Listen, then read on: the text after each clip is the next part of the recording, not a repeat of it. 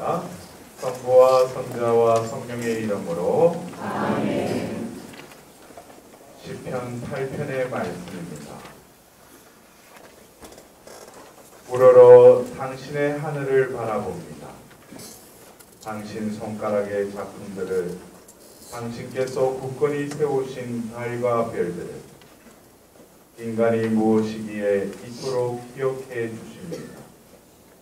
사람이 무엇이기에 이토록 돌보아 주십니까? 신들보다 조금만 못하게 만드시고 영광과 존귀의 관을 씌워 주셨습니다. 당신 손의 작품들을 다스리게 하시고 만물을 그의 발 아래 두셨습니다. 주 저의 주님, 온 땅에 당신 이름 이 얼마나 존엄하십니까? 주님의 말씀입니다. 하느님 감사합니다. 우리를 지으신 것은 바로 당신을 온전히 드러내시도록 나를 창조하시며 당신의 숨을 불어넣으시며 내 안에 거처하기를 마다하지 않으신 하느님, 오늘 이 시편 저자의 고백처럼 이 사람으로 창조된 내가 무엇이기에 이토록 기억해 주시고 돌봐 주시는지, 당신 앞에 설 수조차도 없는 나를 이 자리에 불러주시고 당신이 불어넣어 주셨던 그 숨을 다시금 우리 안에 있는 그 숨을 다시금 되찾아 주시고 재촉해 주시고 다시금 생명력을 부여넣어 주시니 진심으로 감사할 따름입니다. 진정 우리가 생명체로 살아갈 수 있도록 저희들을 다시금 분발케 하여 주시고 이 비전을 통하여 예수님을 다시 일으키 세우셨듯이 저 자신을 일으켜 세우셨으니 이제 가라 하면 가고 오라 하면 올 수 있는 당신의 말씀의 종이 될 수 있도록 저희들의 영을 충만케 하여 주십시오. 늘 예수님의 십자가 곁에 머무셨던 어머니 마리아여, 우리의 삶에 부딪히는 여러 가지 고난과 시련 가운데에서도 그 순간순간에 어머니이신 당신께서 곁에 계심을 우리가 믿고 있사오니 어머니여, 저희들을 위하여 빌어주십시오. 천상의 모든 군대들과 저희 각자들에게 맡겨주신 수호 천사들도 특별히 이 시간 저희들을 위하여 빌어주십시오. 이 모든 기원들을 우리 주 예수 그리스도를 통하여 비나이다. 아멘.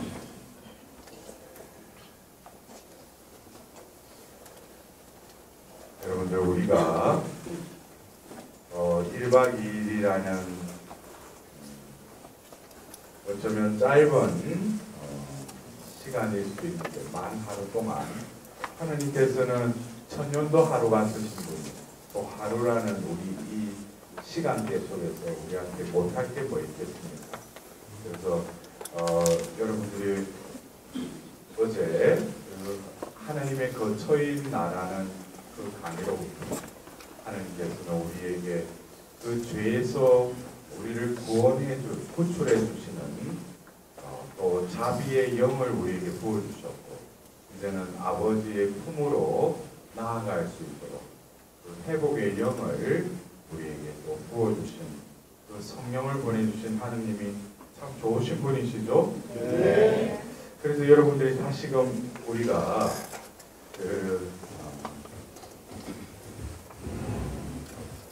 이번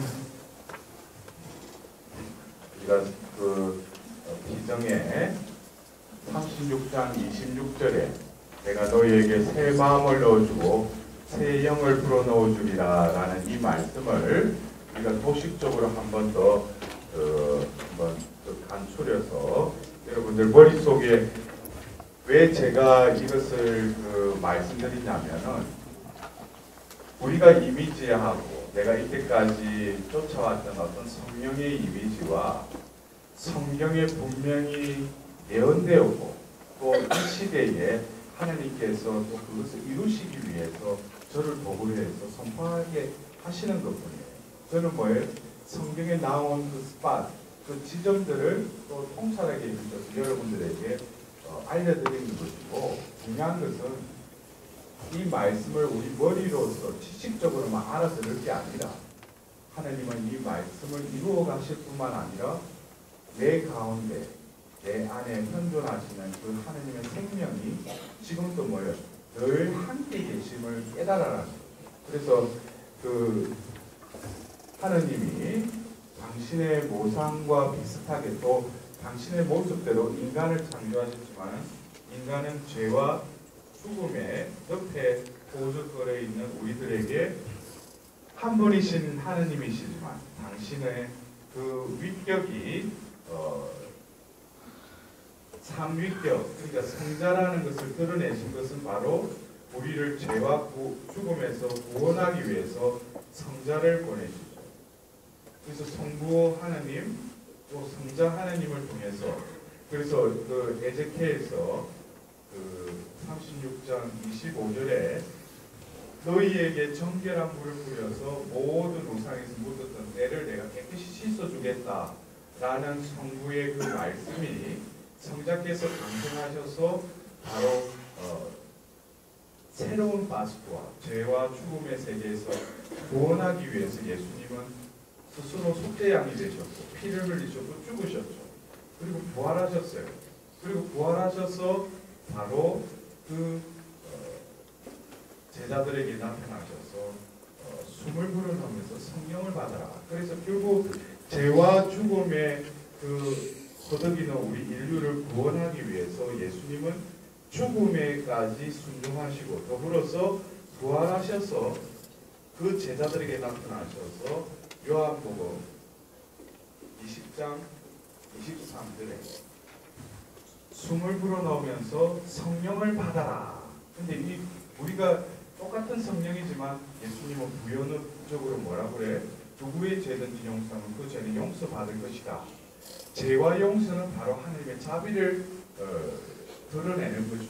결국 우리가 부활 제2주일 자비의 하나님 자비의 주일에 공독되는 그 복음 텍스트를 교회가 이 요한복음 20장의 이 말씀을 선택한 것은 결국 뭐예요? 자비 주일날 하나님의 자비를 받는다는 것이 그냥 비상적으로만 하나님 자비를 우리가 입는다는 것이 아니라 구체적으로 하나님 뭐예요? 자비의 영을 불어넣어 주겠다는. 그러니까 우리는 이제 그 자비를 베푸소서라고 할 때 저희를 위한 자비의 샘에서 세차게 흘러나온 피와 물이시여. 그럴 때 뭐예요? 우리는 자비의 영을 떠올려야 돼요. 그래서 성령의 속성 중에 우리에게 자비를 베풀어 주신다. 내 모든 죄악에서 나를 건져 주시는 자비의 그 영의 속성을 우리에게 베풀어 주신다. 그래서 구체적으로 우리는 뭐예요? 성령을 입는 거죠. 그러나 뭐예요? 자비의 영을 입는다는 거예요. 아시겠어요? 예. 그리고 나서 바로 이제 우리가 그 죽음과 죄의 늪에서 건져 주셨는데 거기서 하느님 감사하시지 않고 예수님은 바로 요한복음 14장과 16장에 뭐예요? 또 다른 협회자를 보내겠다고 이미 말씀하셨어요. 그분이 오시면 죄와 죽음과 어떤 권력에 대한 이 세상의 그릇된 생각들을 바로잡아 주실 것이다. 그래서 내가 한 말을 너희들이 기억하고 그것을 깨닫게 해주시는 분이 누구라고 해서 성령이시다 그랬어요. 그래서 이미 예수님은 아버지께로 와서 아버지께로 갈 것이라고 한 그 여정은 결국 예수님의 여정이 우리가 태어나서 가야 할 그 여정을 모델링으로 보여주신 거죠. 그래서 결국 우리는 하나님께로부터 와서 하나님께로 돌아가는 이 여정 가운데 하나님께서는 이 죄와 늪에서 건져주셨을 뿐만 아니라 이제는 뭐예요? 제3위격인 성령을 보내시죠. 근데 이 우리가 사도행전 2장에 그 성령이 강림하는 그 사건 이전에 우리는 20장 요한복음 20장 23절에 성령을 받아라 한 것과 또 이 사도행전 2장에 성령이 임하시자 그들이 뭐가 됐어요? 그 자리를 박차고 나가서 복음을 전하게 된 거죠. 이 부분은 제가 어제도 그 회복의 하느님한테 그 연결점을 다 설명을 안 해드린 것 같은데, 먼저 창세기 1장 38절에 하느님이 인간을 창조하시고 나서 보시니 참 좋았는데, 이어서 뭐예요? 복을 내리시면서 하느님이 어떻게 하라고 해요? 모든 피조물을 다스리고 지배하라고 해요. 이것은 인간을 창조할 때부터 우리에게 사명이 주어졌다는 거죠. 이 피조물을 다스리고 지배하라. 그러나 인간이 죄를 지음으로써 균열이 일어나고 이제 피조계는 어떻게 돼요? 탄식에 빠지게 되는 거죠. 그러나 그 목적은 뭐예요? 피조물이 탄식하는 이유는 하느님 자녀들이 거듭 태어나기를 바라면서 이 피조계가 탄식하고 있다고 로마서 8장에 바오로 사도가 적어놨죠. 이러한 우리들에게 이 창세기 1장 38절이 성부의 어떤 명령이었다면, 이제 우리에게 드러난 성자께서는 우리가 공간복음을 보면 예수님이 뭐라고 해요? 가서 세상 끝까지 복음을 전하라 그러죠. 마르코 보면 모든 피조물에게 복음을 전하라 그러죠. 그죠? 세례를 베풀고 성부, 성자, 성령의 이름으로 세례를 베풀고 온 피조물에게 복음을 전하여라 그래요. 근데 그 말을 들은 그들이 이 말씀을 이해할 수 있어요? 여러분 한번 생각해보세요. 우리가 공간복음 끝날 때 온 세상 끝까지 가서 복음을 전하라 그랬는데, 아니 이들을 데리고 뭘 복음을 끝까지 가서 전하라고 말하시는 분이나 또 듣고 그냥 있는 사람이나, 그들이 뭐예요? 십자가 앞에서 다 도망갔잖아요. 그들에게 세상 끝까지 복음을 전하라, 이거를 수행이 가능해요. 근데 하나님은 무슨 심사인지 예수님께서는 그 말씀을 명령하셨어요. 이것은 흡사 1장 38절에서 공간복음에 이르는 그 예수님의 공생의 마지막 지상 명령은 분명히 명령을 하달하셨는데, 그것을 수행할 수 있다 없다? 수행할 수 없다. 그러면은 하느님 예수님께서 왜 그런 말씀하셨는가? 그래서 우리는 루카 복음서에 이어서 루카 복음사가 적은 사도행전을 보면 그들은 지상에 목적이 있었죠. 주님의 나라가 언제 서냐고. 근데 예수님이 뜬금없이 뭐라고 하셔요? 사도행전 1장 8절에 하늘에서 성령이 내리시면 너희들 힘을 받아가지고 예루살렘과 온 유다와 사마리아 이 땅 끝에 이르게 나의 증인이 될 것이다 그랬어요. 될 것이라는 것은 되게 해주겠다는 거죠. 이것도 오토매틱이죠. 여러분들. 그 영이 결국에는 뭐냐면, 이게 바로 성부께서 성자를 보내심으로써 성자께서 그 우리를 구원을 완성하시고 자비의 영을 부어주셨을 뿐만 아니라 예수님께서 성천하시고 나서 우리에게 뭐예요? 회복의 영을 부어로 넣어주셨는데, 여기서 여러분들이 알아야 될 게, 회복이라는 그 단어의 개념을 어제 제가 잠깐 어떤 국소적이고 부분적이고 현실적인 그것이 개선되고 낫는 그게 회복이 아니라고 그랬죠. 결국 우리의 회복은 뭡니까? 하나님께로 왔다가 하나님께 돌아가는 이 서큘레이션. 결국 회는 뭐예요? 리라는 어떤 영어의 리는 다시 우리는 돌아가는 거예요. 그러면은 회복이 우리 현실적인 것으로 내가 앓는 병이 낫고 현실적인 문제가 해결되는 것은, 그것은 이 지상에서 우리가 살아가는 데 있어서는 이스라엘 백성들이 40년 동안 광야를 통해서 가나안 땅에 들어갔듯이 어쩌면 우리 이 생은 뭐예요? 광야의 삶이죠. 그러나 우리는 이 광야에서도 뭐예요? 자신의 지상의 낙원을 꿈꾸면서 의식주의 풍요로움 속에서 착각 속에 빠지죠. 그러나 그것은 한순간의 연기처럼 다 사라져 버리죠. 그래서 우리가 성가에서도 그렇고 우리의 어떤 신원 중에 하나가 또 뭐예요? 순례자를 부르죠. 이 세상에 왔다가 지금 떠나가는 거예요. 어디로? 아버지의 나라. 한가 그냥 머무는 곳이죠. 그런데 이곳을 종착역으로 생각하는 사람들이 뭐예요? 이 땅에다 투자하는 하는 거죠. 하나님께 기도하는 것도 뭐예요? 아버지의 뜻이 하늘에서와 같이 땅에서도, 하늘은 제쳐놓고 땅에서 그냥 이루어달라고. 그래서 내 기도 취향은 뭐예요? 땅에서 이루어지는 것에 다 혈안이 되어 있어요. 하늘에서와 같이 먼저 하늘을 봐야 돼요. 하늘의 공로를 먼저 우리는 생각을 하고 땅에 하나님께서 뭐예요? 있을 빛처럼 뭐예요? 우리에게 하나님에게 우리의 마음의 눈을, 우리의 모든 목적지를 분명히 목적 짓고 그것을 향해서 나아가는 이들에게는 주님에게도 하반부에 오늘 우리에게 일용할 양식을 주시고 또 용서하시고 유혹에 빠지지 않게 하시고 또 악에서 구하소서라는 이 후반부는 전반부가 질서가 잡혀야지 하반부도 그냥 흘러간다는 거예요. 그러나 우리는 이 하반부에 관심이 많죠. 일용할 양식과 어떤 이웃 간의 분쟁과 용서하지 못함과 또 유혹과 악의, 그러나 중요한 것은 뭐예요? 우리의 목적은 아버지께로 가고 아버지의 나라가 결국 이 땅에서 우리가 살고 있는 이 광야가 한편으로는 뭐예요? 하나님의 현존의 장이기도 하다. 결국 광야라는 것은 여건적으로 볼 때는 척박한 땅이죠. 지금 죽음의 땅이라고도 할 수 있죠. 그러나 이스라엘 백성들은 뭐예요? 불기둥, 그 다음에 그 구름 기둥으로 하느님만이 그들을 이끌어줄 수 있고 또 하느님을 만날 수 있는 최적의 장소가 바로 광야라는 장소예요.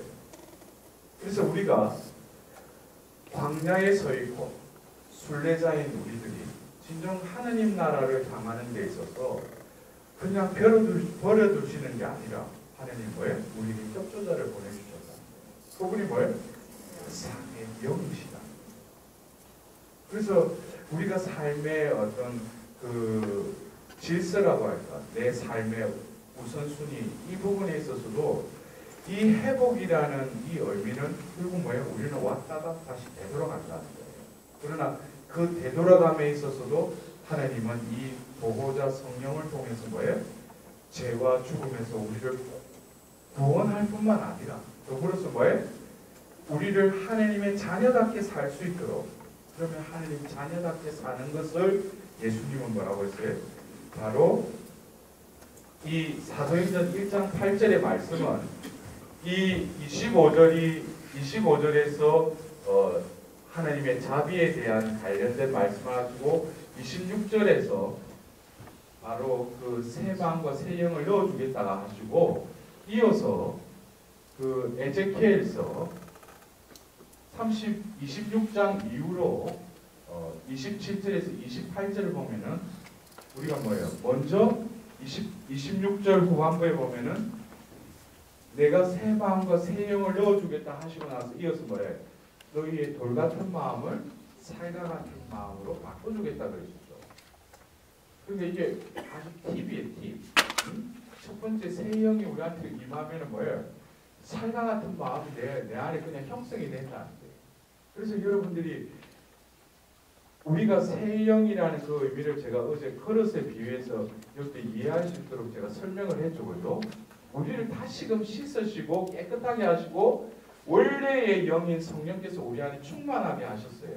그러면은 우리에게 대한 팁 1번이 우리의 마음을 새 마음, 살과 같은 마음, 이 마음은 결국 뭐예요?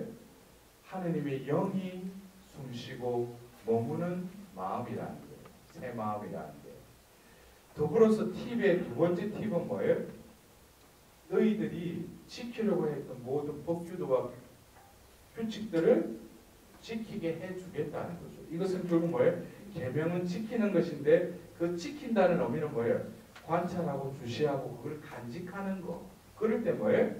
그 사랑 안에 머물고 바로 아버지와 내가 너희 내 안에 머물겠다 했죠.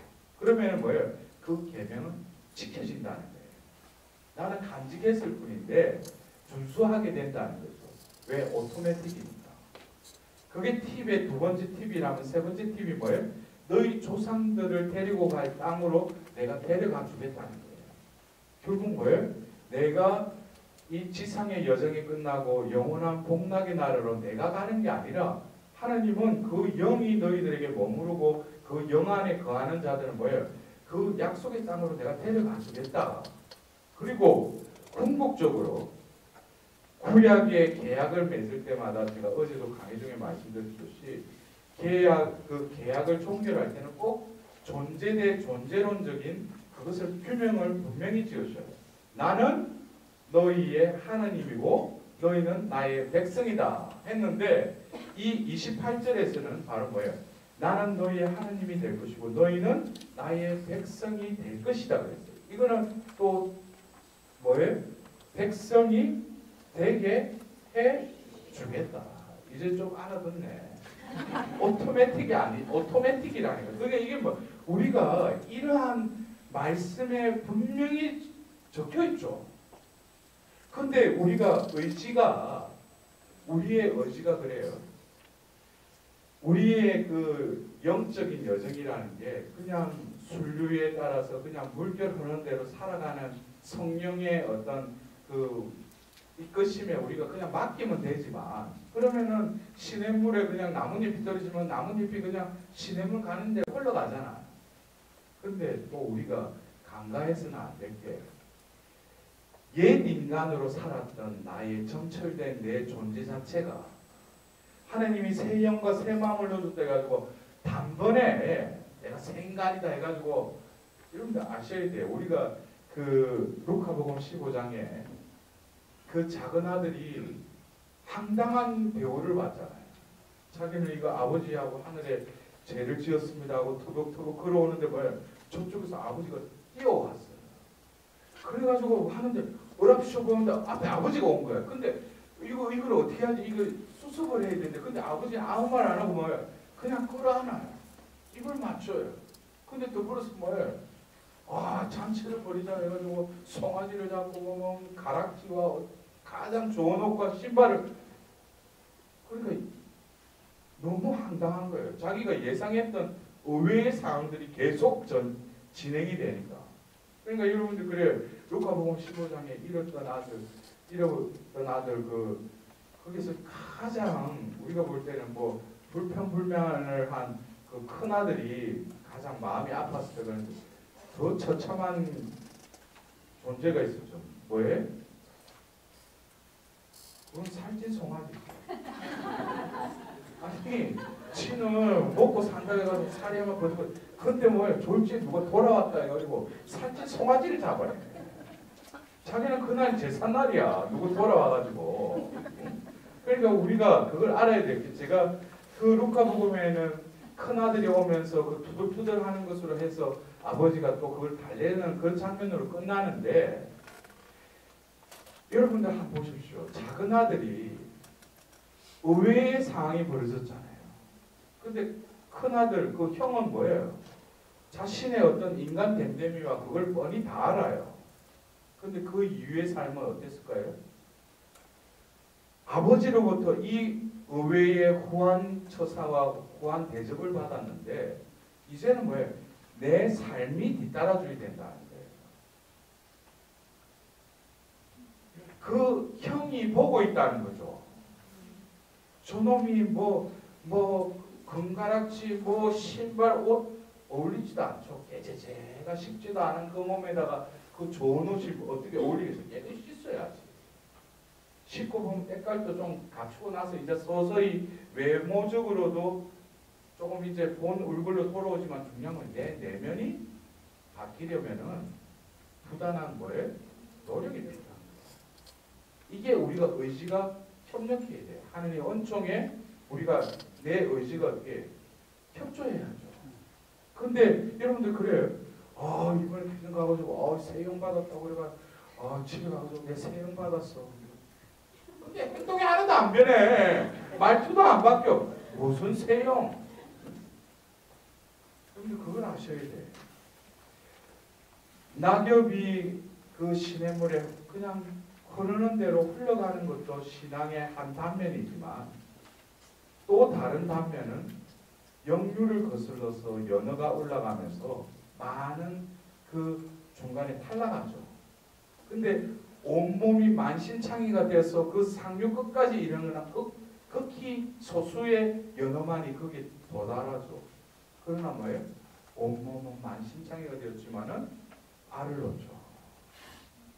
그게 신앙의 또 다른 한 단면이라는 걸 여러분 명심하셔요.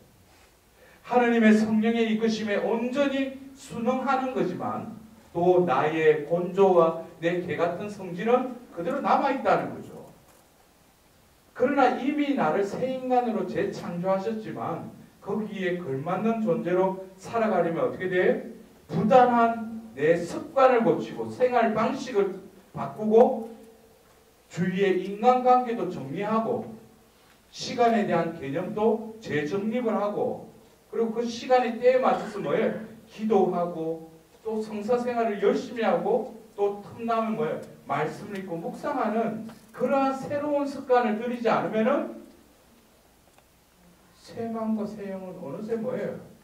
또 변질돼 버리고 더러워진다는 거예요. 이거를 여러분들이 분명히 알아들으셔야 돼요. 하나님이 무슨 마술 부리는 게 아니에요. 뭐 가가지고 한번 안수하고 그래가 내가 뭔가 깨끗해졌다. 깨끗해졌지. 깨끗한 것에 걸맞는 자로 살아가려면은 이제 뭐예요? 내 앞에는 영유가 거르고 있다. 그것을 나는 뚫고 올라가야 돼. 그래서 그 예수님도 그랬죠. 많은 이들이 저 문으로 들어가지만 너희들은 뭐해? 좁은 문으로 들어가도록 힘쓰라 그랬어요. 부르심 받은 사람 많지만 뽑힌 사람은 적다 그랬어요. 여러분들이 이미 이러한 뭐예요? 성령의 또 다른 경지를 여러분들이 알게 되었다. 내가 사는 것이 아니라 격주자이신 성령께서 늘 나와 함께 하신다면 그것은 이루어지고야 마땅한 거죠. 그래서 결국 뭡니까? 이 자비의 하느님, 회복의 하느님으로서의 하느님은 성경의 역사에 의해서 바로 성부, 성자, 성령으로 이제는데 다시금 자비의 여정은 뭐예요? 바로 에제키엘서 36장 25절에 성부께서 말씀하시고 그 다음에 예수님을 통해서 뭐예요?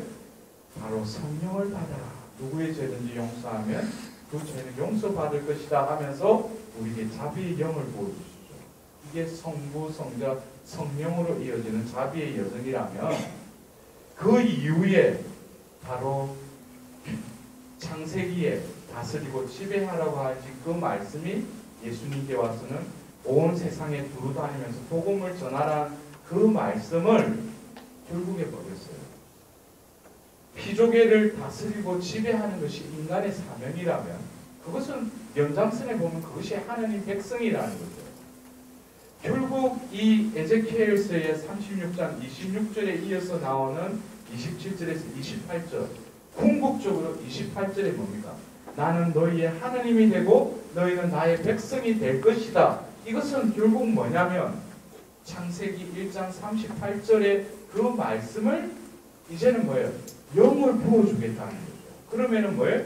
율법을 준수하지 않더라도 너희에게 부어주시는 그 영이 바로 너희들이 하나님 백성답게 살아갈 수 있도록 너희들을 이끌어 주실 거라는 것을 이미 에제키엘서에 새 마음과 새 영을 넣어주리라 하고 나서 그 영에 대해서 하시면서 궁극적으로 그 영이 해주시는 거예요. 존재론적으로 내가 하나님 백성답게 살아가게끔 하시는 분이 누구예요? 이 성령이시라는 거예요. 그것이 결국 성부로부터 성자께로 이어와서 온 세상에 복음을 전하라고 했는데 예수님 볼 때는 뻔히 보여 너는 닭이 울기 전에 나를 세 번 배반할 거다. 이미 다 아시지만 무슨 심사로 그들에게 이 땅 끝까지 가서 복음을 전하라 하시는가? 그건 뭐예요?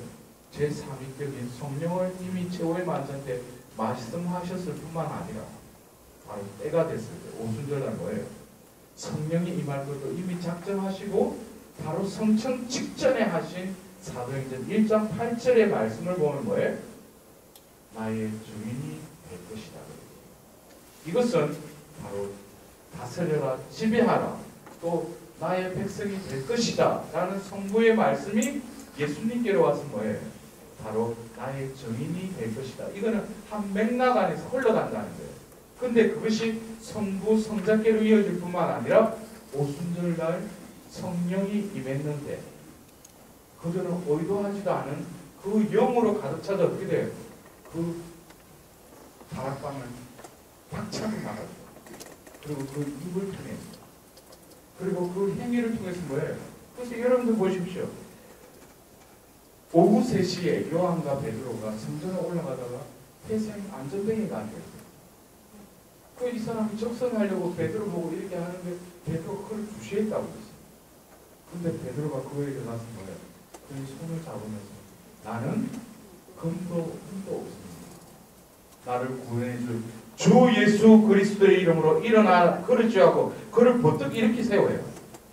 여러분들 그 장면에서 그는 태어날 때부터 안전뱅이였어요. 그럼 모든 근육과 이 혈관들, 이 모든 신경계가 마비되어 있죠. 근데 그를 들어서 이렇게 일어나 걸어주려 하고 이렇게 세울 수가 있어요. 그거는 제정신이 아니면 그렇게 못하죠. 이게 뭡니까? 바로 3번에 걸쳐서 배반할 때 똑같이 베드로의 입을 통해서 나는 그를 절대 모른다고 할 때 결국 왜 배반을 할 수밖에 없었어요? 왜 배반을 해요? 자기가 살아야 되니까. 그런데 이거 중요한 거예요. 왜 배반했는가? 자기가 살기 위해서 스승을 배반한 거죠. 내가 살기 위해서. 근데 그 사도행전 3장에 나오는 그 안전뱅이를 일어나 걸으시오 할 때 그 베드로는 겉모양을 보면 베드로예요. 똑같은 베드로죠. 그러나 한 베드로는 뭐예요? 나라는 셀프가 주인이 되어서 몸은 3년 동안 예수님을 따라다녔지만 내 마음, 내 계획, 내 뜻은 따로 있었어. 아시겠어요? 우리가 신앙생활하면서도 주님 하면서 봉사 열심히 하고 찬미도 열심히 하는데 자기가 중심인 존재가 거의 대부분이야. 근데 뭐예요? 진정으로 하나님께 회개를 하고 이제 하나님 거처를 마련해 준다는 거예요. 말도 안 되는 그 태생 안전뱅이를 들어 올릴 때 그것은 겉모양은 베드로이지만 예수님은 성칭하고 그들과 함께 있지 않지만 바로 그가 뭐예요? 또 다른 예수 그리스도가 된 거예요. 그게 바로 뭐예요? 알테스 그리스도스. 또 다른 그리스도가 누구예요? 바로 크리스찬이에요. 그 그리스도인이라는 거, 크리스찬이라는 것은 바로 뭐예요? 나를 통해서 예수님을 드러내는 자예요. 그러기 위해서 뭐예요? 우리는 성부, 성자, 성령의 이름으로 세례를 베푸는 거예요. 우리는 그저 뭐예요? 하나님 자녀로 불리게 된 거예요. 근데 그냥 내버려두고 그냥 세례명하고 그냥 어느 본당 소속 뭐 교회 안에서 무슨 봉사한다는 거, 그 이전에 뭐예요? 나라는 존재는 더 이상 내가 아니라는 거예요. 여러분들 그래요. 얼마 전에 그 IS에서 이슬람 그 무장 단체에서 뭐예요? 우리는 바티칸으로 가서 교황을 폐라할 거다 그랬죠. 근데 그 무슬림들이 알라를 안 믿어요? 하나님 믿잖아요. 하나님은 알라 신으로 믿잖아요. 그리고 험숭하면서 시간 타임을 양탄자 깔아놓고 그게 절하잖아. 지금은 하나님을 믿는 거로는, 하나님을 주님이라 부르는 거로는 온 세상 사람들이 다 하나님을 인정을 해요. 자기 딜레마에, 자기 이미지에 한 닷은 다 믿는다고요. 그러나 진정한 하나님을 믿는 하나님 백성은 뭐예요? 그 존재를 통해서 하나님의 표양이 드러나는 그 공동체가 뭐예요? 바로 하나님 백성의 공동체죠. 사람들만 모여있고 셀프만 중심이 되었고 자기 거 원한다고 그냥 너울만 신자라고 해서 앞에 앉아가지고 미사 보고, 미사 때도 뭐예요? 그래서 우리 한국말 참 정확해요. 미사 보고 왔어요. 그건 정확한 표현이에요. 가서 미사만 보고 온 거예요. 오늘 신부님 제 얘기를 제대로 읽었나? 오늘 저 독서자가 발음이 좀 이상한데 신부님 강론할 때 죽어보고 있어요? 그리고 그냥 있다가 앞에 나가고 그냥 아멘하고 그냥 모시고 그냥 그 순간 또 잊어버려. 분명히 미사를 잘 보고 온 거예요. 그런데 하나님은 우리의 눈과 틀려요. 우리가 볼 때 주위에 그래 참 열심히 봉사도 하고 야 신앙이 대단하다. 그거는 우리 인간적인 눈. 하나님 뭐예요? 내 내면을 보세요. 보이지 않는 마음의 심재를 보신다고요. 사무엘이 이사의 아들 첫째 아들 보고 키가 크고 용모가 준수하니까 하나님이 이 사람을 왕으로 정지했는가 보다. 그 기름 부으려고 했는데 뭐예요? 사무엘에게 하나님 보시죠. 사람은 겉으로 드러나는 모습 보지만 나는 그냥 속을 깨뜨려 본다는 거예요. 그런데 이제는 외부의 문제가 아니고 내면의 문제로 하나님은 우리에게 심판하실 거예요. 우리가 다시금 사도행전 8장을 보면은 바로 사울을 부르시기 전에 그 8장에 보면은 재밌는 두 장면이 나와요. 여러분들 유인물에도 보면은 필리포스의 이야기가 나오잖아요. 여러분들 필리포스 보면은 이 필리포스의 이야기 전에 누가 나오냐면은 시몬이라는 마술쟁이 이야기를 쓰고 있어요. 그 마술쟁이가 이제 스테파노의 박해 때문에 복음의 씨가 이제 사마리아로 퍼지는데 가서 사도들이 와서 하는데 병을 낫고 막 복음을 전하는데 사람들이 그쪽으로 가는 거예요. 그 전에만 해도 자기가 그 마술로 사람들이 자기에게 많이 몰려들었는데 가서 보니까 사람들이 그쪽으로 가는 거예요. 그래가지고 그 사도들한테 와가지고 내가 돈을 줄 테니까 성령을 나한테 달라. 그런데 이 시몬의 그 마음속이나 많은 우리 신자들 중에도 성령을 그런 이미지하고 있는 신자들이 있어요. 성령은 내가 뭐 하면 얻을 수 있는 건 줄 알아. 근데 뭐예요? 베드로가 그는 후승에 묶여 있다고. 그걸 저주를 하는데 그것도 회개하고 믿었다라고 성경이 끝나는데 이어서 필리포스의 이야기가 나와요. 여러분들 그 유인물에 봅시다. 주님의 천사가 필리포스에게 또 말하죠. 일어나 예루살렘에서 가자로 내려가는 길을 따라 남쪽으로 가거라. 그것은 외딴 길이다. 여러분들 여기서 보십시오. 주님의 천사가 필리포스에게 말하였다고 했어요. 그러면 필리포스가 그 말을 어떻게 알아들었다는 거예요. 여러분들 어제도 우리가 사도행전 2장의 또 다른 측면의 성령 강림 사건은 거센 바람이 불고 그 소리를 듣고 불의의 모양이 내리는 것을 보고 그럼 내 혀가 성령의 표현의 능력에 따라 외국어를 말하기 시작했다고 그랬죠. 이것은 성령이 내 안에 찾기 때문에 보이고 듣고 말한다는 거예요. 결국 이 필리포스 같은 경우는 뭐예요? 그렇다 해가지고 스피커로 가자로 내려가라 외딴 길이다 이렇게 말하지 않죠. 그 영의 귀가 열려진 사람은 뭐예요? 하나님 말씀을 천사의 말을 알아듣는다는 거예요. 더불어서 뭐예요? 필리포스는 일어나 길을 가다가 에디오피아 사람 하나를 만났다. 이건 뭐예요? 그 말을 들었으면 내 의지가 뭐예요? 그 말씀에 순종한다는 거예요. 바로 뭐예요? 일어나서 간다는 거예요. 여기도 뭐예요? 내가 듣고 이게 뭐 어디에 한청이 들리나 이게 뭔가 이게 그 말씀을 들은 즉시 하느님의 말씀이란 뭐예요? 내 몸이 의지가 합해서 그쪽으로 간다 이거죠. 가면은 내가 상상하지 못하는 상황이 벌어진다는 거죠. 근데 그 그 칸타케에 예시가 있는데 뭐예요? 이사야서를 읽고 있는데 그때 성령께서 또 뭐예요? 가서 저 수리에 바싹 다가서라고 해요. 그러니까 어떤 순간순간에는 뭐예요? 코치를 하신다는 거예요. 근데 그걸 알아듣는다는 거죠. 그 가서 또 수리에 다가서라니까 필리포스가 다가가죠. 그리고 결국 성경 구절을 해설해주고 나서 뭐예요? 그러면 내시에게 세례를 베풀어요. 그리고 그들이 물에서 올라오자 주님의 성령께서 필리포스를 잡아채듯 데려가셨다. 그래서 내시는 그를 더 이상 보지 못하였지만 기뻐하며 제 갈 길을 갔다. 필리포스는 또 어디에 나타났어요?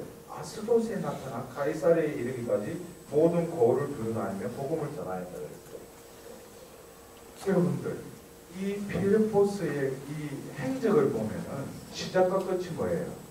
성령이 그냥 이끌어 가신다는 거예요. 듣고 행하고 또 바짝 다가가니까 가고 또 그에게 말을 하고 또 뭐예요? 세례를 바꾸고 그리고 뭐 성령이 그를 낚아챘다는 거예요. 잡아채서 또 아스도스를 데려가요. 이게 2000년 전 사마리아에 있었던 필리포스의 이야기도 하지만 성령을 받은 사람들은 이러한 삶을 살아간다는 거예요. 내가 계획 세우고 어떻게든지 이거를 이루어야 되는지 하면서 좀 일이 잘 풀릴 때는 또 하나님 안 찾아. 일이 꼬이고 뭔가 발등에 뭐가 떨어지면 뭐예요? 그때부터 반찬가 뭐 좀 아껴가지고 비사염을 내고 그때부터 카렌다에 동고백 치면서 굴기도 작정기도를 들어가는 거죠. 그것이 잘못된 게 아니에요. 그래서 우리 교회에서는 그거를 부추기는 또 어떤 그 기도 모임도 있어요. 중요한 것은 뭡니까? 그러한 모든 것을 하나님께서는 예비하셨다 안 예비하셨다? 예비하셨는데 그걸 하나님은 어떤 방법으로 어떤 자매가 오늘 와가지고 전화가 왔어. 근데 이야기 중에 내한테 거슬리는 이야기를 자꾸 해. 내한테 거슬리지. 안 듣는 거야. 근데 뭐예요? 시간이 지나니까 그 자매를 통해서 하나님이 이야기하신 거예요. 내 귀가 안 열렸으니까 못 알아듣는 것 뿐이지. 왜? 내가 살아가니까.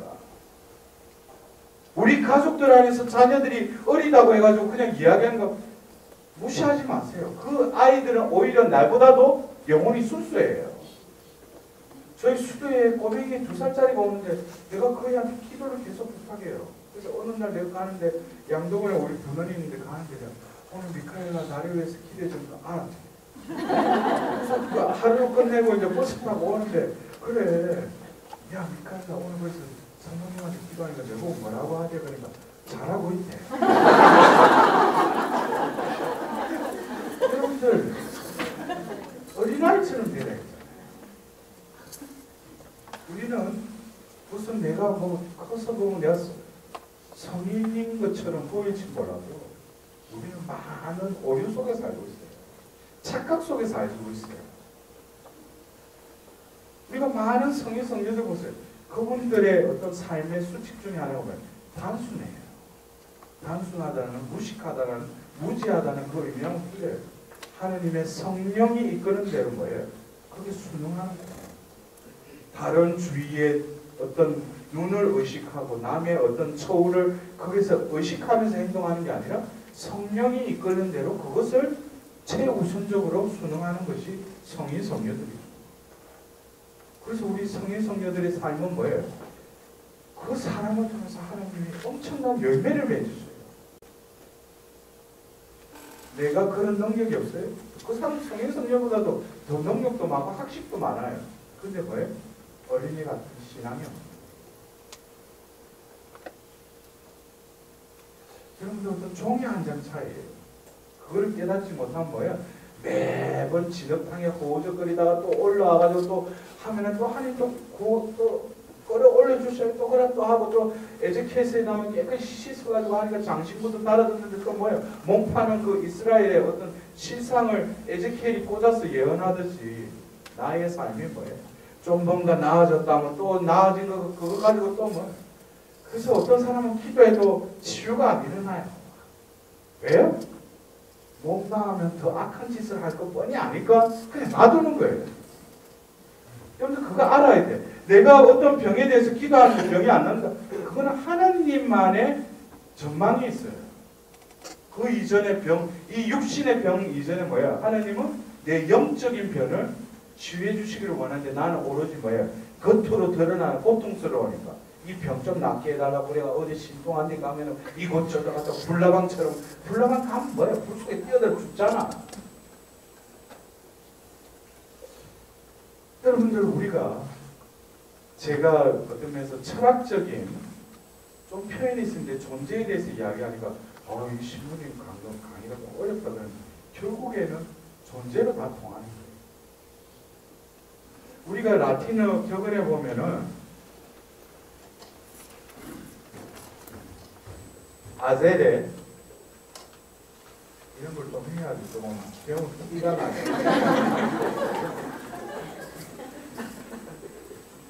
아제레 세큐르트 에세라는 이 라틴어 격언이 있어요. 이게 뭐냐면은 행위는 존재를 뒤따른다는 말이에요.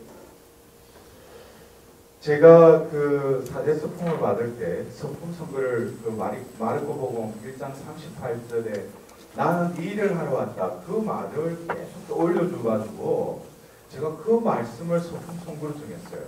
근데 그 어머니가 그러니까 너는 성경에 참 좋은 말이 많은데 뭐 입사 시험하는 것도 아니고 나는 이 일을 하러 왔다.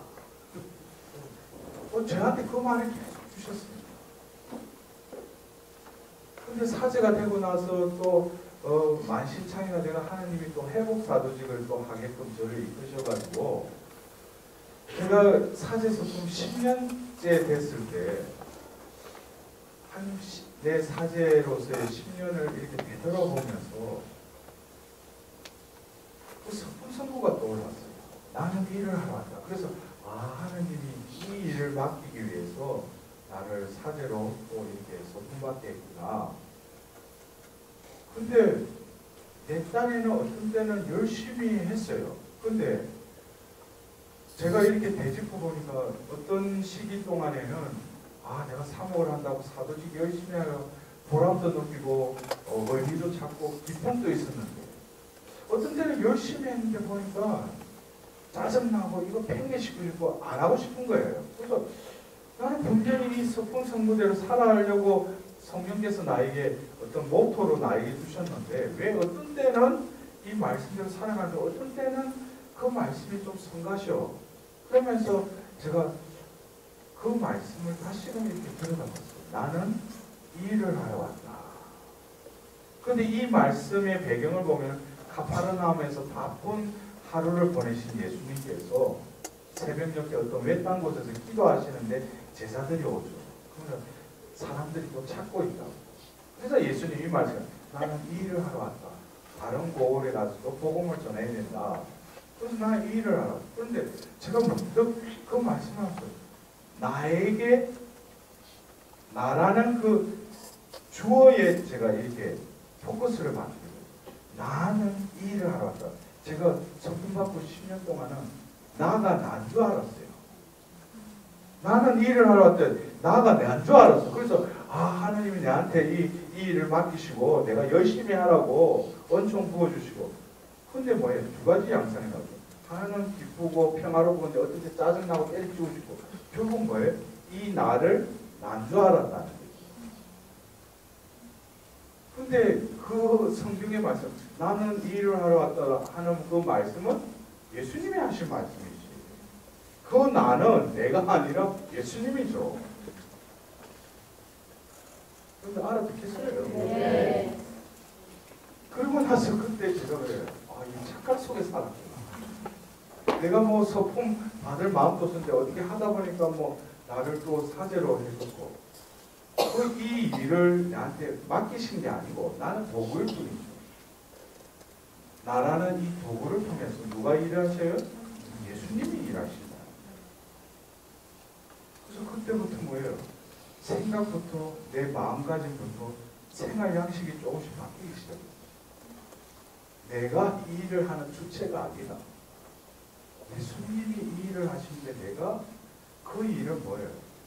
이 육신이 있으니까 내 의지가 있으니까 어떻게 그 뜻에 맞추는 게 그렇게 힘들더라고요.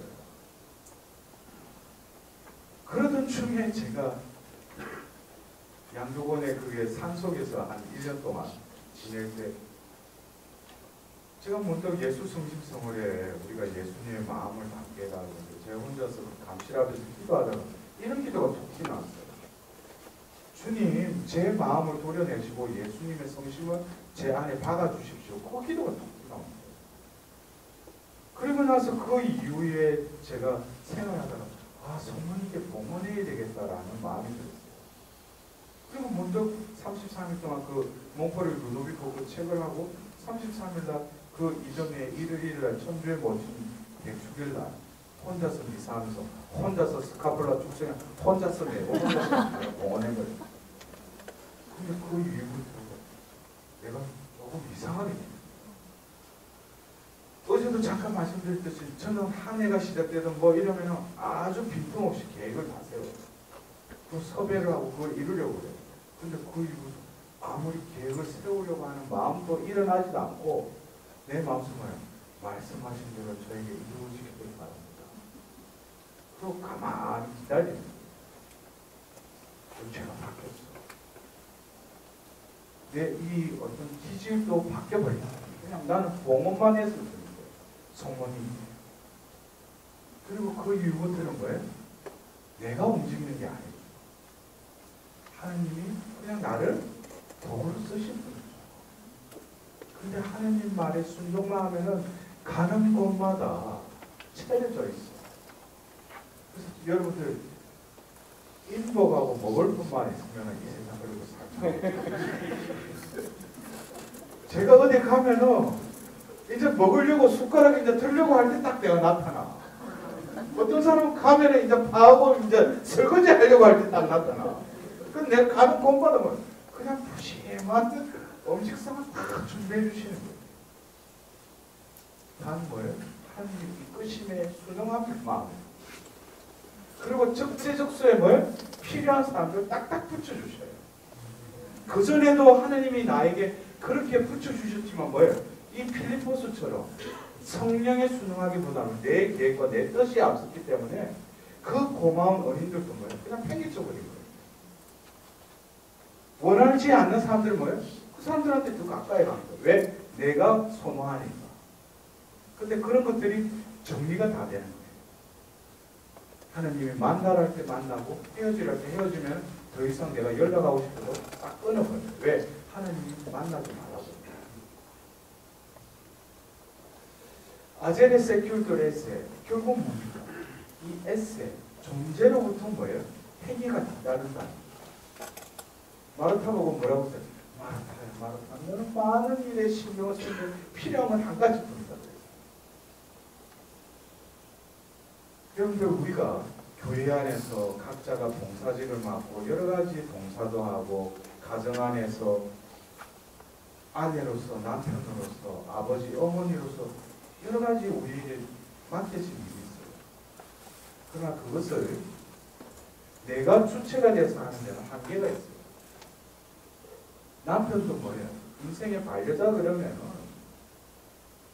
눈에 뭐가 씌어가 결혼했으면은 매일 눈이 씌어야지. 왜 제정신이 돌아오면 안 되지? 반쪽 미치기로 살아야 돼. 여러분들 아셔야 될 게 남편, 아내, 자식 어떤 이런 관계를 인간적인 눈으로 보지 마세요. 하나님의 뷰로 볼 때 뭐예요? 성가정은 내가 이루는 게 아니라 내가 기도한다고 미사염을 얻는다고 이루어지는 게 아니라 궁극적으로 뭐예요? 그 구성원들 중에 누군가가 바뀌기를 바라는 건 아직까지 뭐예요? 내 눈이 밖에 향해 있는 거예요. 하나님의 존재를 내가 체험하고 만났다면 내 꼬라지를 알게 돼요. 남에게 손가락하기 전에 자신의 꼬라지를 자기가 누구보다 잘 알아요. 남한테 손가락질 하지 마세요. 등경 위에 올려진 등불은 뭐예요? 주의를 밝힌다는 거예요. 여러분 그 말씀을 믿으셔요? 네. 근데 제가 그래요. 제가 보좌를 했을 때 뭐 어떤 신자들이 와가지고 신부님 그 자매님도 외기력이야. 혼자서 열심히 왔다 갔다. 신부님 우리 남편하고 우리 자식들 상당히 좀 나오게 해라. 그래서 제가 그때 이제 초짜니까 그 어떤 신자가 나한테 부탁하니까 아 제가 또 가서 그러면 어떻게 하면 저 가정에 남편 자식이 나올 수 있을까? 한참 그렇게 생각하다가 제가 조금 멍청한 거예요. 왜냐니까 아니 10년간 한 입을 듣고 지가 낳은 자식인데 어떻게 살았길래 남편이 안 나오고 자식이 왜 안 나오는가? 그래서 내가 의문이 생겨요. 평상시에 집에서 어떻게 행동했길래 남편과 자식이 안 나오냐 이래. 그리고 그 이유는 뭐예요? 그러면 자매님 똑바로 사세요. 시원해 그러세요. 여기서 생각해 보세요. 남편이 자식이 성당에 안 나오는 거 여러 가지 이유가 있겠지만 자신의 삶을 한번 보셔요. TV 켜놓고 침 흘리면서 자는 그거 그 촛불 켜놓고 그 자녀들 앞에서 가식적으로 해라는 게 아니고 내가 얼마나 기도하고 성경을 읽고 어떤 그런 모습을 얼마나 보여주느냐 이거예요. 보여주기 위한 것이 아니라 그런 삶을 내가 얼마나 사는가. 남편이 오기만 하면은 신자보다 비신자보다도 하나님 믿지 않는 사람보다 따발총을 막 연발로 쏘면서 자식한테도 좀 그 제가 그래요. 삶이 바뀌어요. 그래서 뭐예요? 솔렌더하고 솔렌더가 보면 굴복하다, 항복하다라는 의미도 있지만은 하던 걸 멈춰라는 것도 있어요. 그래서 이 Surrender the Wife라는 미국의 아주 베스트셀러된 그 책의 내용을 보면 한 여자가 자매가 보면 기독교인이에요. 교회 다니는 자매가 또 그 기자야. 그러니까 얼마나 머리가 분석적이겠어. 그러니까 결혼 생활하는데 결혼을 하고 그때부터 뭐야? 전쟁터지. 자기 어떤 주도권을 잡아야 되니까. 그러니까 막 남편을 자기 위주로 바꾸러 가야 되죠. 그 남편은 더 멀어지는 거예요. 그래서 자기가 하루하루 딱 생각하면서 그게 그러면서 이 자매는 그래도 스마트한 거지. 똑똑한 거지. 빨리 자기의 그 어리석은 짓을 빨리 깨달은. 그리고 뭘 바꾸려고 내 딸이 노력했는데 안 바뀐다 그러면은 그 사람도 문제가 있지만 자기가 하는 방식이 잘못될 수 있다는 걸 빨리 깨달아야 돼요. 그래서 하던 거를 멈춘 거예요. 그래서 나발총으로 나가는 걸 딱 막아버린 거예요. 뭐 하는 거를 딱 멈춰버린 거예요. 그러니까 여러분들 그래요. 남편이 술 처먹고 들어오면 평상시에 왜 지금 시기가 몇 시인데 이러지 말고 여보 술 처마신다고 술 왔어. 그래서 거기다 물까지 떠가지고 발까지 좀 이 사람이 술이 밖에 이게 미쳤나 이게 왜 이래 각오하고 들어왔는데 그거를 몇 번 오늘 그걸 조건적으로 하지만 그렇게 무조건적으로 해보셔요. 남편은 미칠 거예요. 자식도 뭐예요? 방에 문장 갖고 언제 호시탐탐 엄마가 들어올 거야. 게임 딱 하고 있는데 어머니가 이 새끼 뭐 하냐고 니가 쎄빠지게 벌어가지고 니 하는데 그러지 말고 아유 그래 뭐 게임하구나 술 한다고 간식 주면서 그럼 애가 이거 헛소리 오는데 여러분 하던 걸 멈추라. 그것은 결국 뭐냐 아까 제가 우리가 새 영을 받고 새 인간으로 거듭 태어나면서 이미 하느님이 우리 안에서 완성하셨지만 내 몸이 내 의지가 하느님의 뜻에 순응하기까지는 아직 뭐예요? 우리 가지가 남았다는 거예요. 그러나 내 혼자가 아니라는 거예요. 이런 걸 경험한 이들은 뭐예요? 서로 나눔을 할 때 이제 차원이 틀려져요. 그 모임의 그 레벨이 틀려진다. 왜? 영의 어떤 움직임은 이제 서서히 감지를 합니다. 그리고 뭐예요? 내가 먼저 바뀌어야 되겠구나. 이때까지 밖에 보이는 가까이 있는 사람한테 너가 바뀌어야 된다고 했는데 내 꼬라지를 보고 그 빗속에 머물다 보니까 뭐예요? 내가 결정투수입니다. 그리고 하던 걸 멈추고 뭐예요? 내가 먼저 하나님의 그 영을 모시고 있습니다. 그러니까 뭡니까? 우리가 바오로 서간부터 해서 사도행전 이후에 그 묵시록에 이르는 그 말씀은 바로 내가 영을 받고 새 인간이 되지 않으면은 백날 바오로 서간 읽고 베드로 요한 편지 읽어도 뭐예요? 눈으로 읽긴 있지만은 내한테 들어오지 못한다는 거예요. 내가 성령을 받고 그래서 바오로 사도 뭐예요? 여러분은 새로 태어난 사람들이 천상의 것을 추구하십시오. 그런데 내가 성령을 체험했다고 하는데 내가 새로 거듭 태어난 것에 대한 확신도 없고 그러니까 뭐예요? 지상것 천상것 헷갈리는 거예요. 고상한 것 추구한 거 이런 것도 뭐 분별 없이 살아가는 거예요. 바오로 사도는 뭐예요? 그 편지들은 뭐예요? 성령을 받고 새 인간이 된 사람들한테 그 편지를 쓴 거예요. 왔다 갔다 하는 양다리 걸친 나는 뭐예요? 어떤 때는 이게 복음 말씀이구나. 이 말씀이 살아 움직이네. 근데 어떤 때는 그냥 스쳐가 버려요. 왜? 중요한 것은 그 말씀이 잘못된 게 아니라 내가 뭐예요?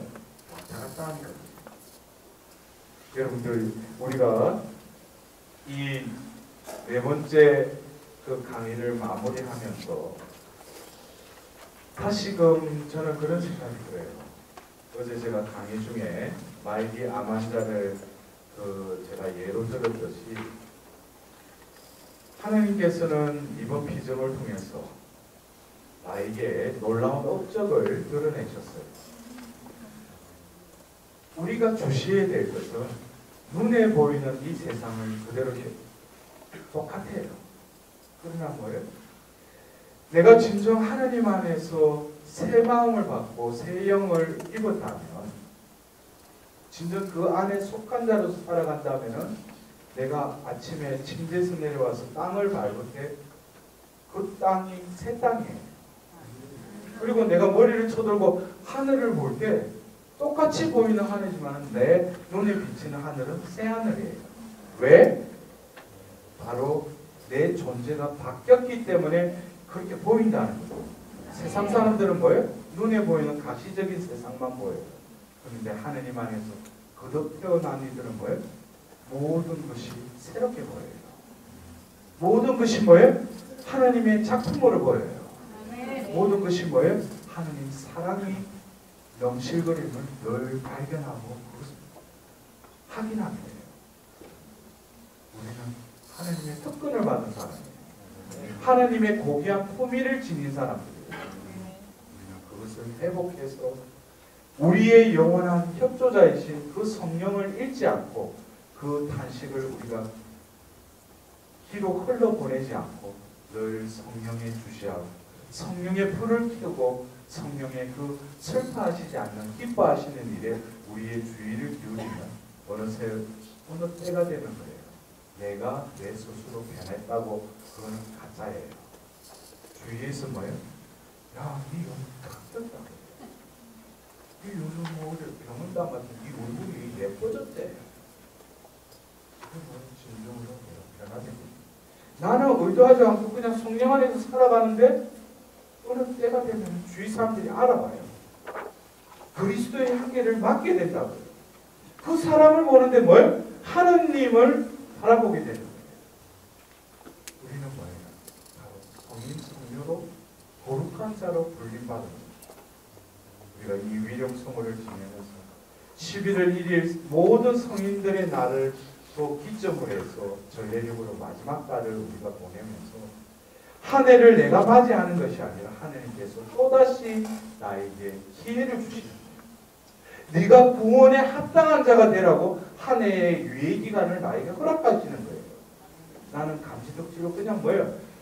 다사다난했다고 해가지고 도신각 종 올리면 아이고 올해도 다사다난했다, 작년도 다사다난했다, 10년도 언제 그 다사다난으로 끝날 거예요. 그냥 우리의 그 한 해의 마무리의 그 의미도 부여도 부여함도 봐야 올 한 해 동안 하나님 베풀어 주신 그 은총이 얼마나 풍성하였는데 내가 그 은혜에 순응하지 못할 것 같은 거, 그러면서 한 해가 마무리할 때 하나님 자비를 베풀어 주십시오. 저를 회복해 주십시오. 하나님 볼 때는 기특한 거죠. 이제 이 전례력으로 마지막 달인 이번 달 그리스도 왕 대축일을 또 우리가 오늘이 평신도 주일이고 다음 주로 가요. 그리스도 왕 대축일이죠. 마지막 주간은 우리는 종말론적인 신앙을 가지고 있죠. 이미 그러나 아직 여러분들 아무쪼록 이번 비전을 통해서 새 마음과 새 영을 받아라 하신 그 하나님이 말씀이 여러분들은 뭐예요? 분명히 새 마음과 새 영을 받아라 그랬으니까 받았어요. 다음에 우리들이 얼마나 변화되는지 또 기대하면서 마지막 강의를 끝마치도록 하겠습니다. 영광이 성부와 성자와 성령께 성부와 성자와 성령의 이름으로